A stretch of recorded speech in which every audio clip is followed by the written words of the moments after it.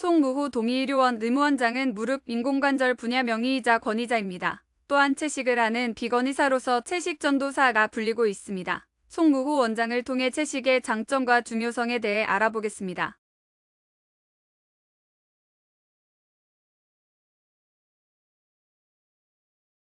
건강기능식품은 식품입니다. 약이 아닙니다. 따라서 특정 질병을 예방하거나 낫게 할 수 없습니다. 그런데 쇼닥터들은 각종 매체에 나와 열심히 특정 제품을 홍보합니다. 그럴 땐 건강 지식도 전파합니다. 이익 때문에 그러는 것입니다. 하지만 쇼닥터들의 주장은 소소한 실험실 연구나 동물 실험, 극히 일부만을 대상으로 한 연구 결과에 의존한 게 대부분입니다. 침소봉대인 경우가 대부분이라는 뜻입니다. 특히 관련 회사로부터 연구비를 받아 시행한 연구도 있습니다. 이들은 객관적인 연구에서는 효과가 없는 것으로 판명되는 경우 역시 적지 않습니다. 참고로 대한의사협회는 쇼닥터를 이렇게 정의하고 있습니다. 의사 신분으로 방송 매체에 출연해 의학적으로 검증되지 않은 시술을 홍보하거나 건강기능식품 등을 추천하는 등 간접, 과장, 허위 광고를 일삼는 의사.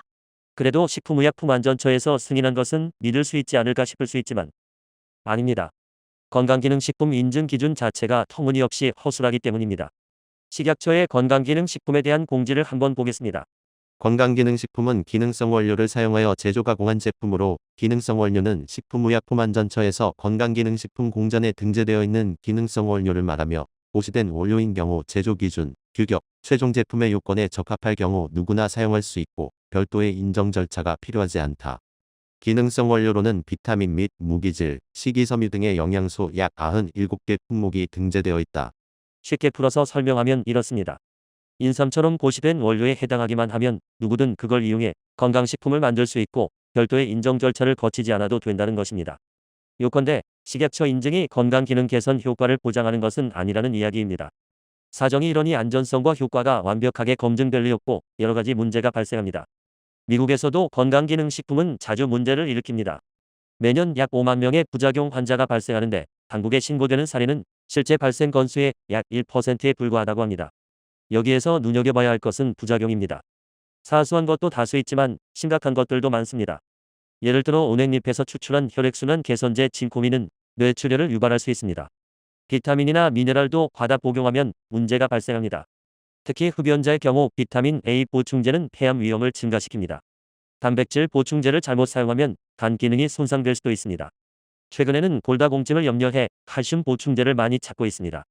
하지만 효과는 크게 없고 부작용은 심각합니다. 납 등 중금속 오염 문제도 보고되고 있습니다.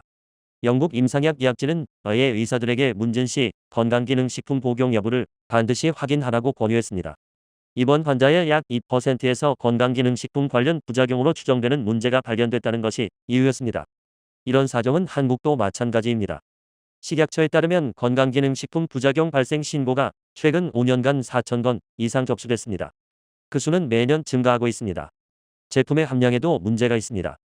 네덜란드 국립보건원의 조사 결과를 살펴보겠습니다. 비타민 D 보충제 44개의 함량에서 실제 함량은 제품에 표시된 함량의 8%에 불과하거나 177%로 과잉 상태였습니다. 정리를 해보겠습니다. 건강기능식품 시장은 전 세계적으로 연간 1천억 달러, 한화로 약 130조 원 규모라고 합니다.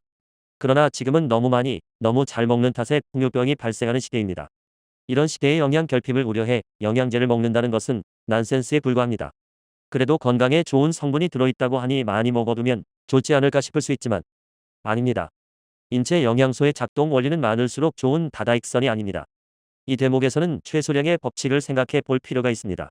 독일 유기화학의 아버지라 불리는 유스투스 리비히의 말입니다. 그는 1840년에 최소량의 법칙을 발견했습니다. 다른 영양소가 아무리 많다 하더라도 어느 하나가 부족하면 식물은 제대로 자랄 수 없다는 법칙입니다. 요컨대 영양에는 균형이 중요하다는 것입니다.